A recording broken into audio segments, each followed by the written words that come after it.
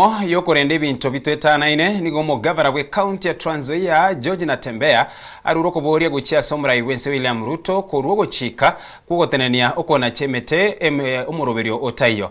Natembeya nigo aerere buna ukona chemete nigo kwamente kanire asekerengo kegoro ekukira chikwerera nonye no gusarika kwe bintu bitunchikanaine na koreta umurakera libaga riembura. Dunia yetu watu wanakata misitu sana. Misitu zetu zote zimekwisha. Na hii ni appeal to the President of Kenya. Our forest cover iko less than 16%. We are supposed to be about 30%. Watu wameteka advantage, wanasema kwamba wana harvest cypress, ile miti ambayo inapandwa for commercial purposes.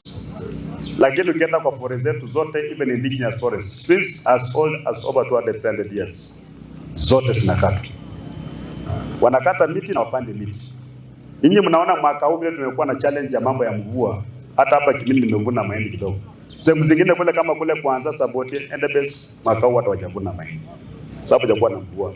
Na mvua inatoka kwa hizi miti. So Mr. President, wacha kuharibu misitu ya Kenya. Because wewe you are the one who gave a blanket amnesty kwamba watu wakate miti. And wana harvest mature trees. They are harvesting even young trees. Ile kidogo kabisa wana harvest.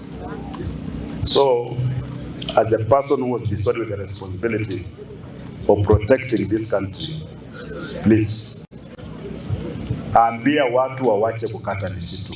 Wale masomila ambao wanakata misitu, the major trees wamemaliza, wameanza kuharibu indigenous trees.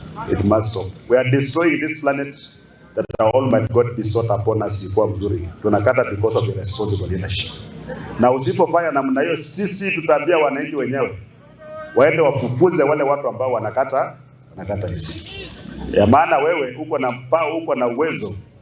Mambo yakiharibika Kenya unaweza kupanda ndege na wende uishi somewhere. Sisi tuko tu hapa tutaenda kupambana mambo ya kiangazi. We can't afford it. So just be a responsible president. Miaka mitano usituharibie nchi ambayo tumejenga for over 6 years. Kwa regime yako ya miaka 5 hii that we cannot wait to see the last of. Ikwenda na fanya nini na ikwenda kabisa, maana hata kuna kitu ya maana ambayo ni